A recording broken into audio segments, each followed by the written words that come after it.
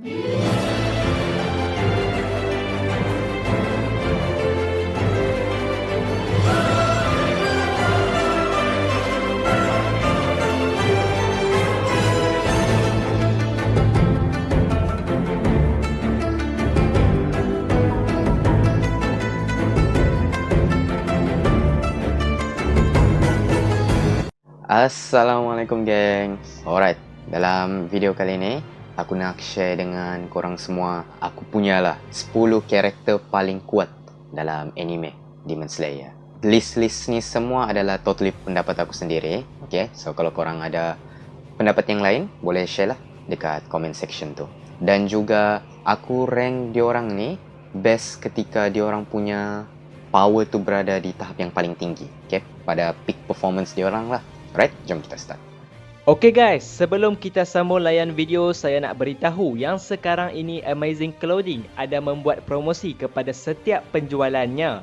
Amazing Clothing ada menjual jersey-jersey anime Demon Slayer dan jersey dia memang tahan lasak dan sedap untuk dipakai. Promo untuk sekarang ini adalah kepada siapa yang membeli 3 helai jersey akan mendapat harga sebanyak RM100 sahaja. Dan untuk pembelian atas dari 5 helai jersey akan mendapat free postage ke seluruh Malaysia. Untuk pengetahuan korang juga, jersey yang sekarang ini Bro Sharif sedang pakai itu adalah keluaran dari Amazing Clothing. Dan apa yang paling penting, jersey ini adalah produk dari tempatan. Jadi tunggu apa lagi geng? Jom kita borong jersey anime di Amazing Clothing. Link untuk pembelian saya telah letakkan dalam description di bawah. Di tanggal ke-10, aku letakkan Agatsuma Zenitsu. Okay, Zenitsu ni macam kita tahu dia merupakan pengguna Thunder Breathing under direct mentorship daripada Jigoro Kuwajima. Okay, Jigoro sendiri merupakan ex Thunder Hashira. Jadi biarpun Zenitsu ni dia cuma boleh gunakan bentuk pertama Thunder Breathing, tapi bentuk pertama ni lah yang dia sentiasa guna, dia latih sampaikan bentuk pertama ni dia telah take it to another level. Okay, dia boleh gunakan bentuk pertama Thunder Breathing ni, Thunderclap and Flash, sampai berlipat kali ganda, bukan macam pengguna Thunder Breathing yang lain. Dan juga Zenitsu ni dia berjaya create original form Thunder Breathing dia yang sendiri, iaitu bentuk ketujuh Thunder Breathing. Dia namakan bentuk ni Honoi Kazuchi no Kami. Okay, dan bentuk ni lah yang dia gunakan untuk mengalahkan senior dia, iaitu Kaigaku. Okay, at that time, Kaigaku ni merupakan Upper Demon yang ke-6, menggantikan Daki dan juga Gyutaro. Di tangga yang ke-9 pula, aku letakkan Mist Pillar, Muichiro Tokito. Okay, Muichiro Tokito ni, kita akan nampaklah dia, performance dia nanti di season yang ketiga. Tapi, Tokito ni sebelum dia menjadi Demon Slayer lagi, waktu dia masih budak-budak dulu, one of his achievement, dia pernah berlawan dengan seorang demon sampailah pada waktu pagi. Seorang diri, dia tahan demon tu sampailah waktu pagi dan matahari yang bakar demon tu. Dan selepas dia berjaya kalahkan demon tu, barulah dia start training dia sebagai Demon Slayer. But within 2 months, dalam tempoh 2 bulan, dia berjaya naik ranking menjadi seorang Hashira. Begitulah. So dia ni daripada umur yang muda, dia diconsider sebagai seorang prodigy. Dia jadi Hashira ni pun pada umur dia 14 tahun. Okay, setahun lagi muda daripada Tanjiro. Tanjiro 15, Tokito 14 tahun. Dan performance dia yang paling admirable lah kan, adalah ketika dia berlawan dengan Gyoko, Upper Moon Demon yang kelima, sendirian. Dan dia menang. Masa tu dia punya skill swordsmanship dia memang sangat-sangat wow lah masa dia berlawan dengan Gyoko tu. Dan tempat ke-8 pula, aku letakkan Rengoku Kyojuro, Flame Pillar. Rengoku, dia seorang Hashira yang sangat dihormati di kalangan ahli-ahli Demon Slayer. Even di kalangan para Hashira sendiri, semua diorang ni respect dengan Rengoku. Dan dia ni dikenali sebagai seorang yang sangat bersemangat dan sangat bising jugalah. Okay, tapi tak sebising Zenitsu. One of his performance, Rengoku Kyojuro ni, benda ni tak diceritakan dalam anime, tapi kalau korang baca manga dia, Rengoku Gaiden, akan diceritakan di situ yang Rengoku ni pernah dihantar sebagai bantuan ke ke satu grup kumpulan ahli Demon Slayer, di mana grup ni telah dibantai oleh seorang demon.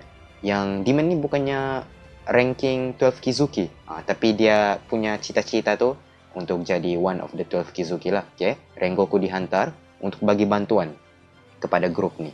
Dan dia sendirian, dia berjaya kalahkan demon tu. Dan bila dia menggantikan pula bapa dia, yang pada waktu tu bapa dia macam tengah hiatus lah daripada menjadi seorang Hashira, dia yang jaga area bapa dia. Di situ dia telah berjumpa dengan Lower Moon yang kedua. Okay? Dan Lower Moon 2 ni juga telah ditewaskan oleh Rengoku Kyojuro sendirian juga, tanpa ada apa-apa bantuan. Dan dalam anime, scene dia berlawan ni tak banyak lah, yang mostly kita nampak pada arc Mugen Train. Tapi at that time pun kita dah nampak betapa kuatnya Rengoku Kyojuro ni. Dan Rengoku ni juga dia berjaya melindungi diorang Tanjiro dan juga penumpang-penumpang Mugen Train daripada serangan Akaza. Dan Rengoku ni juga dia almost berjaya kalahkan Akaza. Dia berjaya berlawan dengan Akaza sampailah matahari ni almost terbit.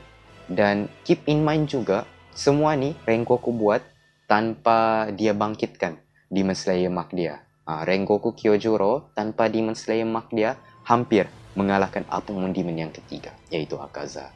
So dari situ kita boleh nampaklah betapa kuatnya Rengoku Kyojuro ni. Di tempat yang ketujuh pula, aku letakkan Wind Pillar Sanemi Shinazugawa. Ni pun siapa yang tak kenal kan, pillar yang paling barbar dan pillar yang mempunyai tingkat kebencian dengan demon yang paling tinggi di kalangan diorang semua ni. Sanemi lah orang yang paling benci dengan demon. Dan sepanjang rekod dia, Sanemi ni juga dia mempunyai rekod mengalahkan demon yang paling banyak di kalangan diorang semua ni. Hashira, Demon Slayer yang lain, Sanemi pegang rekod tu. Sanemi ni sebelum dia menjadi seorang Demon Slayer, dia pernah memburu demon. Dan cara dia mengalahkan demon tu, dia akan ikat demon tu di sebatang pokok, kemudian dia akan tunggu matahari terbit. So cahaya matahari tu akan membakar demon. Begini cara Sanemi membunuh demon ketika dia belum lagi belajar teknik breathing.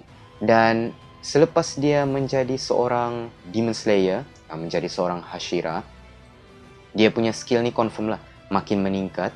Tapi dia punya performance yang betul-betul mengagumkan adalah ketika dia berlawan dengan Apumon Demon yang pertama, iaitu Kokushibo.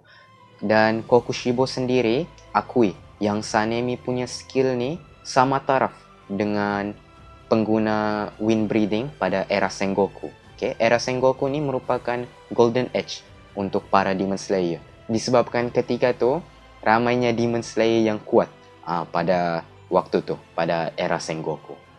Dan Sanemi ni juga dia merupakan Hashira yang paling lama survive berlawan dengan Kokushibo one on one. Itu Kokushibo sendiri yang kata. Di tempat yang ke-6 pula, aku letakkan Himejima Gyome, okay, The Stone Pillar. Pada zaman Tanjiro, semua orang sebulat suara diorang akui yang Himejima lah pillar diorang yang paling kuat. Dan Himejima Gyome sebelum dia menjadi seorang Demon Slayer, dia ni pun ada rekod yang sama macam Tokito. Dia pernah tumbuk demon sampailah waktu pagi. Demon tu keep on regenerating disebabkan kecederaan dia kan, hasil daripada tumbukan Gyome.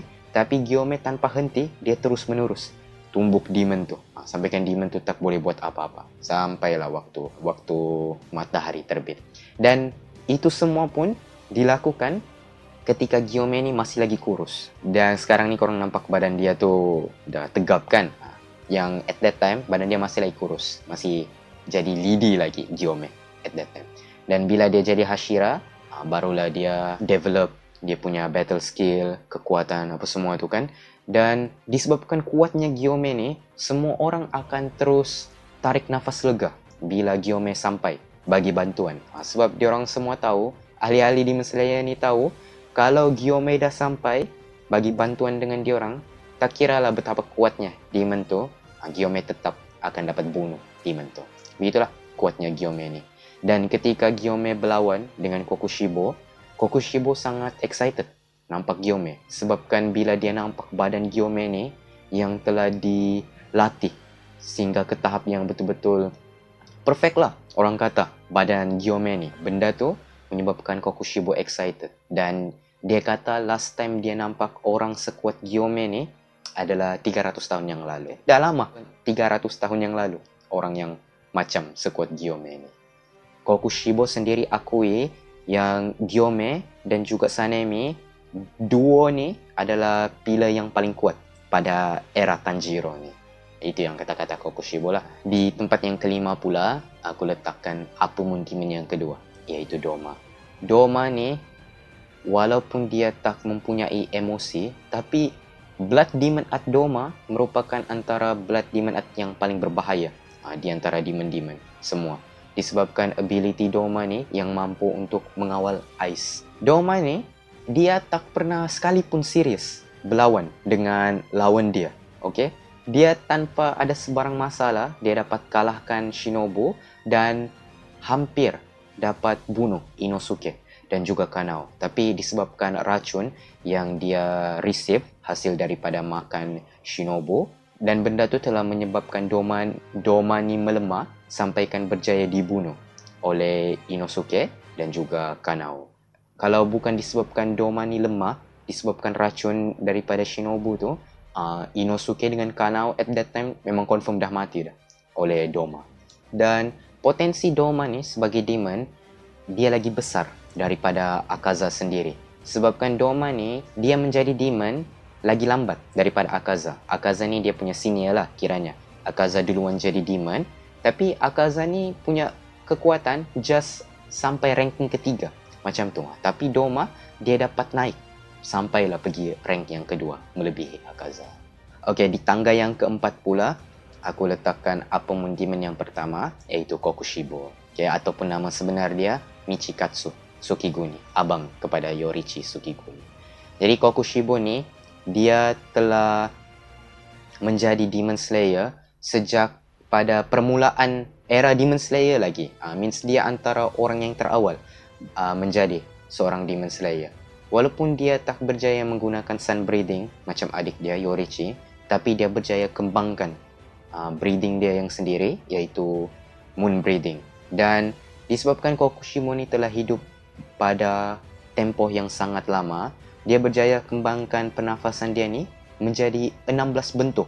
Bentuk moon breathing ni merupakan pernafasan bulan yang Kokushibo ada ni, merupakan pernafasan yang mempunyai form yang paling banyak di antara kesemua teknik breathing yang ada.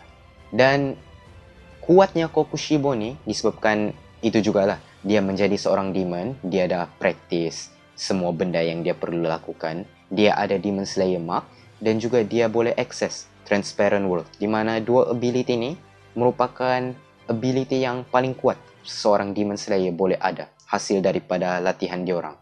Dan untuk menambahkan lagi kekuatan Kokushibo ni, dia merupakan seorang demon. Jadi apa-apa serangan yang dia terima, apa-apa kecederaan yang dia dapat, dia boleh regen balik. Itu kuat Kokushibo. Dan di akhir pertarungan dia melawan diorang Gyome, Sanemi, Tokito dengan Genya, kepala Kokushibo ni berjaya dipotong, tapi dia berjaya conquer weakness dia. So at that time, dia ni berada dalam keadaan sama macam Muzan, di mana satu-satunya cara untuk bunuh dia ni adalah daripada cahaya matahari. Tapi Kokushibo dia pilih untuk mati pada masa tu sebab dia dah rasa malu dengan diri dia sendiri. How much dia dah jatuh ke dalam kegelapan, disebabkan desire dia, kehendak dia untuk kekuatan. Jadi dia malu dengan diri dia sendiri, dia choose untuk mati. Korang bayang kalau at that time Kokushibo ni still pilih lagi untuk berlawan. Memang diorang Gyome, diorang Sanemi tu dah arwah dah lah masa tu. Okay? Dan tempat yang ketiga pula, aku letakkan MC kita, iaitu Kamado Tanjiro. Dan namanya pun main character kan, of course lah Tanjiro ni dia akan diberikan kekuatan yang lebih daripada biasanya oleh author dia sendiri. Okay? Tanjiro dia merupakan pewaris kepada Yorichi, pewaris teknik breathing Yorichi lah, iaitu sun breathing sendiri. Di mana sun breathing ni merupakan teknik pernafasan yang paling kuat di antara kesemua pernafasan-pernafasan yang ada. Dan pernafasan sun breathing ni merupakan asas kepada semua teknik-teknik breathing yang ada di luar sana. Dan disebabkan Tanjiro mempunyai kekuatan ni, dia mempunyai sun breathing, Tanjiro dia dapat survive dengan perlawanan dia di luar sana. Dan di akhir perlawanan dia berlawan dengan Muzan, Tanjiro ni dia merupakan orang kedua yang berjaya survive berlawan dengan Muzan one on one. Orang pertama adalah Yorichi, orang kedua adalah Tanjiro. Lawan solo dengan Muzan tapi dapat hold out. Itulah kuatnya Tanjiro pada masa itu. Okay, dan apa lagi achievement yang paling besar aside daripada menewaskan Raja Demon sendiri. That's why aku letakkan dia di tangga ketiga. Di tangga kedua pula adalah Muzan, okay, Kibutsuji Muzan. Raja Demon dan merupakan nenek moyang kepada semua demon yang ada di luar sana. Muzan ni dia merupakan demon yang pertama. Demon pertama yang lahir since zaman Edo, kalau aku tak silap. Okay. Dan since then, Muzan ni telah hidup sampailah ke era Tanjiro. Dan disebabkan banyaknya manusia yang dia telah makan, dia telah consume, of course lah kekuatan Muzan ni meningkat seiring berjalannya waktu. Dan kekuatan Muzan ni ditunjukkan pada akhir battle diorang Tanjiro di Arc Infinite Castle, di mana Muzan tanpa ada sebarang masalah dia berjaya untuk tewaskan kesemua Hashira-Hashira yang berlawan dengan dia. Dan of course lah, kalau tanpa ubat daripada Tamayo untuk melemahkan Muzan, aku rasa pun Demon Slayer memang dah tamat lah dengan Muzan sebagai pemenang dia. Tapi disebabkan ubat daripada Tamayo, Muzan ni menjadi lemah dan akhirnya dia berjaya dikalahkan oleh para Demon Slayer pada waktu tu. Dan finally, nombor 1, okay, karakter yang paling kuat dalam siri Demon Slayer ni. Tiada satu orang pun yang dapat tandingi dia ni. Since dia lahir sampailah dia mati, dan even zaman selepas dia mati, tiada satu orang pun yang dapat tandingi kekuatan dia ni. Orang ni adalah Yorichi Tsukiguni. Demon Slayer yang pertama dan juga merupakan pengasas kepada teknik breathing. Okay? Dialah yang ciptakan sun breathing tu. Yorichi ni, since dia lahir, dia memang dah diberkati dengan kelebihan-kelebihan macam lahir dengan Demon Slayer Mark dan juga dapat mengakses Transparent World. Ability ni semua dah ada dalam diri Yorichi. Itu memang natural affinity dia. Okay? Dan disebabkan kuatnya Yorichi ni, sampaikan Muzan sendiri trauma dengan Yorichi. Lepas Yorichi berjaya potong kepala Muzan, Muzan pergi bersembunyi selama berpuluh tahun sampailah Yorichi ni sendiri mati. Dan sepanjang kehidupan Yorichi, tiada satu demon pun yang berjaya cederakan dia. Even Muzan sendiri tak mampu untuk cederakan Yorichi. Dari segi kekuatan, kelajuan, battle IQ, precision, semua tu Yorichi ni berada di atas puncak. Okay, Yorichi lah yang nombor 1. Dan even lepas dia dah jadi tua, pada umur dia 80 tahun, dia berjumpa dengan Kokushibo di satu malam. Dan kekuatan Yorichi pada waktu tu, Kokushibo kata, tiada beza dengan zaman ketika dia masih lagi muda. Hanya dengan satu tebasan, kepala Kokushibo ni dah hampir putus daripada tubuh dia. Dan Kokushibo sendiri kata, kalau Yorichi serang lagi dia satu kali ni, confirm dia dah mati. Tapi serangan tu tak pernah sampai dengan dia sebabkan Yorichi mati disebabkan tua. So, di akhir hayat dia, maksudnya tiada satu orang pun yang berjaya kalahkan Yorichi. 80 tahun dia hidup, tiada satu orang pun yang berjaya kalahkan dia. Dia mati pun sebabkan tua. Okay, itu sahaja geng untuk video kali ini. Aku harap korang enjoy tengok. Keep supporting Manpan Studios. See you guys next time. Assalamualaikum.